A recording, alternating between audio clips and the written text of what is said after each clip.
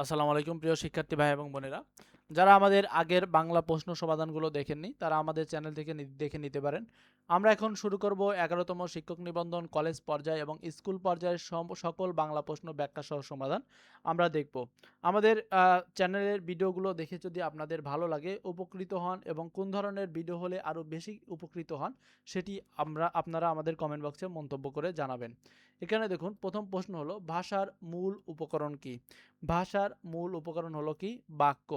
অর্থাৎ ভাষার মূল উপাদান মূলত ধ্বনি। আমরা যদি এখানে উপাদান আসতো, অর্থাৎ উপাদান, ভাষার মূল উপাদান হলো এই ধ্বনি এবং ভাষার মূল উপকরণ আসলে সেটা হবে কি? বাক্য। এরপরে দেখব জুতো শব্দটি কোন ভাষা রীতির? জুতো শব্দটি এটি একটি চলিত ভাষা রীতির। এরপরে দেখুন, কোনটি দন্তন্য ধ্বনি? দন্তন্য ধ্বনি, আমরা জানি দন্তন্য ধ্বনি হলো ত, থ, দ, ধ দন্তন্য, চ, ছ বর্গীয় জ, ঝ, ইও হলো তালব্য ধ্বনি। তাহলে দন্তন্য ধ্বনি এখানে জানতে চাওয়া হয়েছে। আমরা দন্তন্য ধ্বনি 5টি, ত, থ, দ, ধ দন্তন্য। এর মধ্যে দেখুন গ অপশন রয়েছে ত, এটি একটি দন্তন্য ধ্বনি। বাংলা সাহিত্যে ভোরের পাখি বলা হয় কাকে? ভোরের পাখি বলা হয় বিহারীলাল চক্রবর্তীকে। কোন শব্দটি ঘোড়ার সমার্থক শব্দ? দেখুন এখানে ঘোড়ার সমার্থক শব্দ হলো তুরঙ্গ। এছাড়া ঘোড়ার সমার্থক শব্দ রয়েছে এখানে অপশন দেখুন যে কুরঙ্গ। কুরঙ্গ শব্দের অর্থ হলো হরিণ বা মৃগ, হরিণ বা মৃগ। আর এই ভুজঙ্গ, ভুজঙ্গ শব্দের অর্থ আমরা জানি যে ভুজঙ্গ শব্দের অর্থ হলো সাপ বা সর্প। আর বিহঙ্গ শব্দের অর্থ হলো কি? পাখি। এরপর দেখব মীর মোশাররফ হোসেনের ছদ্মনাম কি? মীর মোশাররফ হোসেনের ছদ্মনাম হলো গাজী মিয়া। আমাদের চ্যানেলে আপনাদের জন্য নবম শিক্ষক নিবন্ধন উপলক্ষে আমরা হচ্ছে ফাইনাল মডেল টেস্ট, শেষ সময়ে ফাইনাল মডেল টেস্ট এবং শেষ সময়ে ফাইনাল সাজেশন দেব, যেগুলো একদম বিনামূল্যে। আশা করি সেগুলো আমাদের অনেক অভিজ্ঞতা আলোকে তৈরি করা, অনেক অভিজ্ঞতার আলোকে তৈরি করা এজন্য বলছি, কারণ নিবন্ধনে প্রায় 30 থেকে 35% কিন্তু হুবহু প্রশ্ন রিপিট হয়। এজন্য আমাদের সাজেশন এবং যদি মডেল টেস্টগুলো আপনারা সলভ করেন তাহলে আপনারা এমনি অটোমেটিক প্রায় 40% কোশ্চেন এমনি কমন পেয়ে যাবেন। আর যদি ইংরেজি প্রশ্নগুলো আমাদের এখান থেকে সলভ করেন, দেখা যাবে যে ইংরেজি প্রশ্নের যে এত পরিমাণ রিপিটেশন ইংরেজি প্রশ্নের, আপনারা ভেবেই কুল পাবেন না। ইংরেজি কোশ্চেন তো হুবহু সেন্টেন্স বা ওয়ার্ড তো আর হুবহু রিপিট হয় না, এটি মূলত রুলস রিপিট হয়। অর্থাৎ এটি মূলত রুলস রিপিট হয়, তাহলে কিন্তু আপনারা এমনিতেই পেরে যাবেন রুলস জানলে। তাহলে অবশ্যই আমাদের সাথে থাকুন, আপনার প্রস্তুতি অত্যন্ত সুন্দর হবে আশা করি। এখানে দেখুন, পুকুর চুরি বাগধারাটির অর্থ কী? পুকুর চুরি বাগধারাটির অর্থ হলো এখানে বড় ধরনের চুরি বা পুকুর চুরি। উদ্ধৃতি উদ্ধৃতি চিহ্ন কোথায় বসে? এখানে উদ্ধৃতি চিহ্ন বা উদ্ধৃতি চিহ্ন মূলত সংলাপ যদি করেন বা সংলাপ যদি আপনারা লেখেন, সেখানে কিন্তু প্রচুর পরিমাণে উদ্ধৃতি চিহ্নের ব্যবহার করা হয়। ইঁদুর কপালে এই বাগধারাটির অর্থ কী? আচ্ছা, ইঁদুর কপালে বাগধারাটির অর্থ, আসলে এই প্রশ্নটি হচ্ছে ইঁদুর কপালে, এটি আসলে কি? এটি কি প্রবাদ, এটি কি বাগধারা, নাকি সমস্তবাদ, নাকি ব্যাস বাক্য, সেটি কিন্তু জানতে চাওয়া হয়েছে। আমরা জানি যে ইঁদুর কপালে এটি একটি বাগধারা, যার অর্থ হলো মন্দ ভাগ্য। কোন বানানটি শুদ্ধ? দেখুন এখানে শুদ্ধ বানান হলো সমীচীন। আমরা এর আগে একটা প্রশ্ন সমাধান কিন্তু সমীচীনের কথা বলেছিলাম, যে এটি কিন্তু একটি শুদ্ধ বানান হিসেবে আসার চান্স রয়েছে বেশি, সেটি কিন্তু অলরেডি কলেজ পর্যায়ে চলে এসেছে। এটিতে বানানের দুটি কিন্তু দীর্ঘই হয়।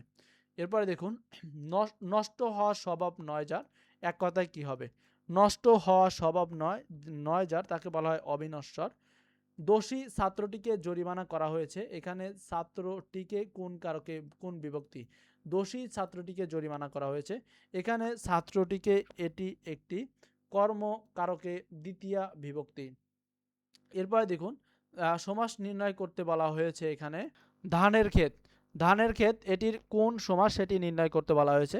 এখানে দেখুন, ধানের ক্ষেত একটি ষষ্ঠী তৎপুরুষ সমাস। ধান ক্ষেত ষষ্ঠী তৎপুরুষ সমাস। শোক শব্দের বিপরীত শব্দ কোনটি? শোক শব্দের বিপরীত শব্দ হলো হর্ষ। শোক শব্দের বিপরীত শব্দ কি? হর্ষ। আমরা জানি শোক অর্থ দুঃখ, এর যেহেতু বিপরীত শব্দ জানতে চাওয়া হয়েছে, তাহলে হর্ষ। আর হর্ষ অর্থ আমরা জানি আনন্দ, তাহলে দুঃখের বিপরীত অর্থ আনন্দ। উৎ যোগ শ্বাস এটি কোন সন্ধি? এটি একটি ব্যঞ্জন সন্ধির উদাহরণ। বাক্যে সেমিকলন থাকলে কত সময় থামতে হবে? এটি একটি রিপিট কোশ্চেন। বাক্যে যদি সেমিকলন থাকে তাহলে এক বলার দ্বিগুণ সময় থামতে হয়। এটি একটি কিন্তু রিপিট কোশ্চেন বলে রাখলাম। সুহৃদ কি ধরনের শব্দ? দেখুন, সুহৃদ কি ধরনের শব্দ? এটি একটি যৌগিক শব্দ, অর্থাৎ এটা একটি যৌগিক শব্দ, কারণ এর অর্থ হলো একই। এর অর্থ অর্থাৎ ব্যুৎপত্তিগত অর্থ ও ব্যবহারিক অর্থ একই, অর্থাৎ ব্যবহারিক দিক থেকে এবং ব্যুৎপত্তিগত অর্থ একই, এজন্য এটি একটি যৌগিক শব্দ। তিনি সৎ কিন্তু কৃপণ বাক্যটি কোন ধরনের বাক্য?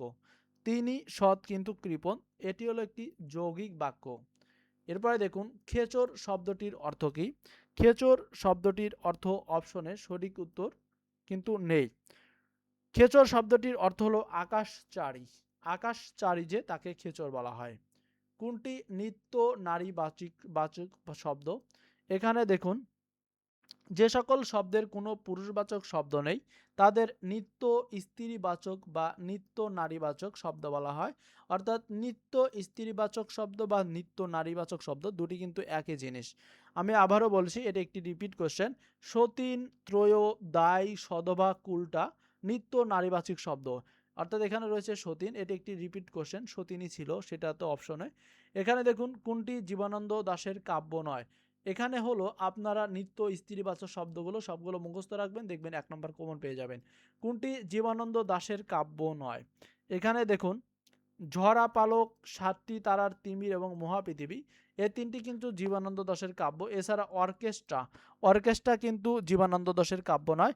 অর্কেস্ট্রা এটি একটি সুধীন্দ্রনাথ দত্তের কাব্যগ্রন্থ। অর্কেস্ট্রা সুধীন্দ্রনাথ দত্তের কাব্যগ্রন্থ।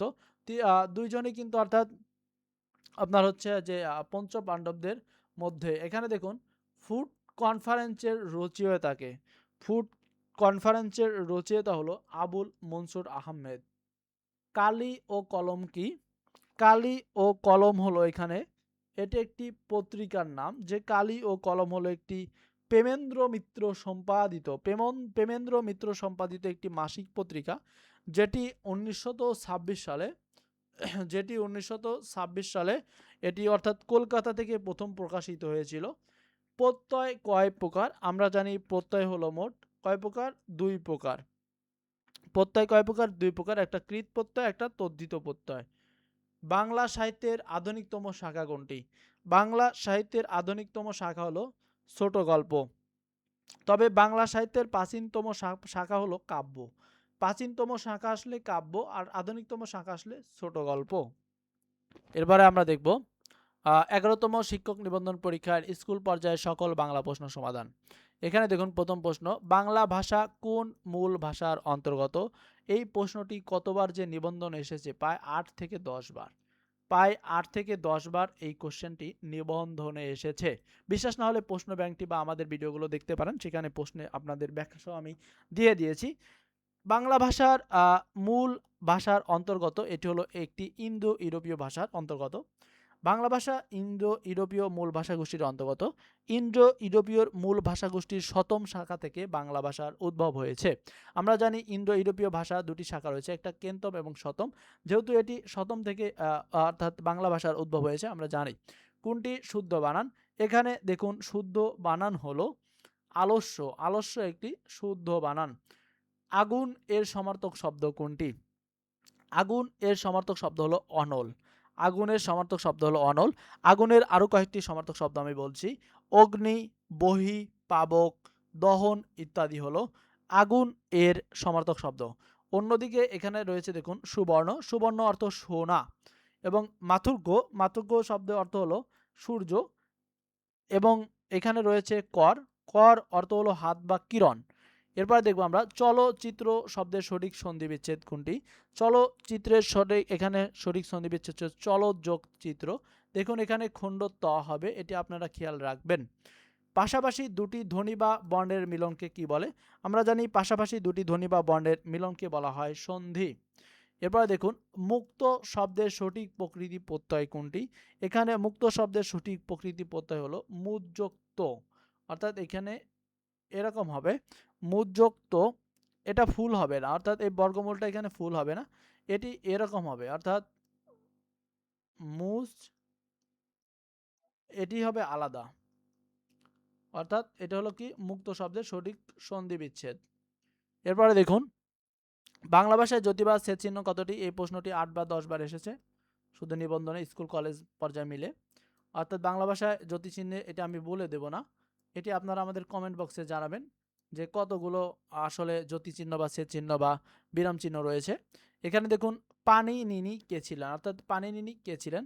আমরা জানি যে পাণিনি তিনি ছিলেন একজন বৈয়াকরণবিদ, বৈয়াকরণবিদ। এরপরে দেখুন ক্ষীয়মান এর বিপরীত শব্দ কোনটি? ক্ষীয়মান এর বিপরীত শব্দ হলো বর্ধমান, এখানে একটু হবে না, অর্থাৎ ক্ষীয়মান এর বিপরীত শব্দ হলো বর্ধমান। এরপরে দেখুন আমি শব্দটি কোন লিঙ্গ? আমি শব্দটি এটি একটি উভয় লিঙ্গ। আমি শব্দটি কি? এটি উভয় লিঙ্গ, অর্থাৎ যেসব শব্দ দ্বারা নারী পুরুষ উভয় জাতিকে বোঝায় তাকে উভয় লিঙ্গ বলে, যেমন পাখি, সন্তান, শিশু, ডাক্তার, বিচারক, এগুলো কিন্তু উভয় লিঙ্গ অর্থাৎ শব্দ। বাংলা ব্যাকরণ কোন পদের সংস্কৃতির লিঙ্গের নিয়ম মানে না? বাংলা ব্যাকরণ মূলত অব্যয় পদে সংস্কৃতির লিঙ্গের নিয়ম মানে না, এটা একটি রিপিট প্রশ্ন। পেয়ারা কোন ভাষা থেকে আগত শব্দ? পেয়ারা এটি একটি পর্তুগিজ ভাষা থেকে শব্দ, এটিও একটি রিপিট প্রশ্ন। এরপরে আমরা দেখুন নারীকে সম্বোধনের ক্ষেত্রে প্রযোজ্য হবে কোনটি? নারীকে সম্বোধনের ক্ষেত্রে মূলত প্রযোজ্য হয় যে শ্রদ্ধাস্পদ আশু, অর্থাৎ শ্রদ্ধাস্পদ আশু নারীকে সম্বোধনের ক্ষেত্রে প্রযোজ্য হবে। নিচের কোনটিতে বিরাম চিহ্ন যথাযথভাবে ব্যবহৃত হয়নি? দেখুন এখানে যথাযথভাবে ব্যবহৃত হয়নি ঢাকা 21শে ফেব্রুয়ারি 1952, এটিতে বিরাম চিহ্ন যথাযথভাবে ব্যবহৃত হয়নি, কারণ তারিখ মাস ও সাল লেখার সময় তারিখ ও মাসের পরে কোমা বসে। তারিখ ও মাসের পরে এখানে 21শে ফেব্রুয়ারি পরে কিন্তু এখানে একটি কোমা হবে, সেটি কিন্তু এখানে দেওয়া নাই, এজন্য এখানে মূলত সঠিক বাক্য নয়। এছাড়া তাহলে এখানে কোমা হবে, ঢাকার পরে কোমা হবে, এখানে একটু কোমা হবে, যদি এখানে কোমা আছে এখানে কোমা নাই, এজন্য এটি সঠিক বাক্য নয়। তাছাড়া বাকিগুলো কিন্তু সঠিক বাক্য। দেখুন তারিখের পরে এখানে কোমা রয়েছে 26শে মার্চ, 16 ডিসেম্বর, কিন্তু 21শে ফেব্রুয়ারি পরে এখানে কোমা নেই। এরপরে দেখুন যে সুপার সিচুয়েশনস, এখানে হলো যে যে সুপার সুপার সিচুয়েশন বা সুপারস্টিটিশনস শব্দের অর্থ কি? এখানে এটি অর্থ হলো যে কুসংস্কারচ্ছন্ন, কুসংস্কারচ্ছন্ন। সুপারস্টিটিশনস অর্থ হলো কুসংস্কারচ্ছন্ন। নিচের কোনটি নিত্য সমাস? এখানে নিত্য সমাস হলো দেশান্তর, এটি হলো একটি নিত্য সমাস। অন্য দেশ, অর্থাৎ দেশান্তর মানে কি? অন্য দেশ, এটি একটি নিত্য সমাস। এরপরে দেখুন ব্লু প্রিন্ট এর পারিভাষিক শব্দ কোনটি? ব্লু প্রিন্ট এর পারিভাষিক শব্দ হলো চিত্র, চিত্র বা প্রতিচিত্র যেটি বলুন। এরপরে দেখুন গিন্নি, কেষ্ট দুটি কোন ধরনের শব্দ? গিন্নি এবং কেষ্ট এই দুটি অর্ধ তৎসম শব্দ। এরপরে দেখুন হাত ধুয়ে বসা বাগধারাটির অর্থ কি? হাত ধুয়ে বসা এই বাগধারাটির অর্থ হলো সাধু সাজা। শ্রাবণ শব্দটির প্রকৃতি ও প্রত্যয় কোনটি? শ্রাবণ শব্দটির এখানে সঠিক প্রকৃতি প্রত্যয় হলো যে শ্রু যোগ অন, শ্রু যোগ অন, অর্থাৎ এটি এ পর্যন্ত হবে বর্গমূল, শ্রু যোগ অন, এটি হলো শ্রাবণ শব্দটির সঠিক প্রকৃতি প্রত্যয়। শুদ্ধ বানান কোনটি? এখানে শুদ্ধ বানান হলো শিরোচ্ছেদ, শিরোচ্ছেদ এটি হলো একটি শুদ্ধ বানান। আপনাদের কাছে আমি প্রশ্ন রেখে যাচ্ছি যে শিরোচ্ছেদ এটির সঠিক সন্ধি বিচ্ছেদ কি হবে? এর সঠিক সন্ধি বিচ্ছেদ কি হবে? এটি কিন্তু পরীক্ষায় আসার মতো একটি গুরুত্বপূর্ণ প্রশ্ন। এরপরে দেখুন মনস্তাপ এর সন্ধি বিচ্ছেদ কি? মনস্তাপ এর সঠিক সন্ধি বিচ্ছেদ হবে যে মনোযোগ তাপ, এখানে কিন্তু বিসর্গ হবে, মনোযোগ তাপ, মনস্তাপ। সমাসের রীতি কোন ভাষা থেকে আগত শব্দ? নিবন্ধনে পায় 8 অর্থাৎ 4 থেকে 5 বার, আরও বেশি এসেছে এটি। সমাসের রীতি কোন ভাষা থেকে আগত শব্দ? এটি সংস্কৃত ভাষা থেকে আগত শব্দ। নিচের কোনটি অর্ধ তৎসম শব্দ? দেখুন এখানে অর্ধ তৎসম শব্দের উদাহরণ হলো গিন্নি, এটি একটি রিপিট কোশ্চেন, গিন্নি একটি অর্ধ তৎসম শব্দ। এরপরে দেখুন শিরোনামের প্রধান অংশ কোনটি? শিরোনামের প্রধান অংশ হলো প্রাপকের ঠিকানা, এটিও একটি রিপিট কোশ্চেন। এই ছিল আমাদের বাংলার আজকের প্রশ্ন ব্যাংক সমাধান। এর পরবর্তী ভিডিওটি দেখতে হলে অবশ্যই আমাদের চ্যানেলটিকে সাবস্ক্রাইব করে পাশে থাকবেন। সবাইকে অসংখ্য ধন্যবাদ। আসসালামু আলাইকুম।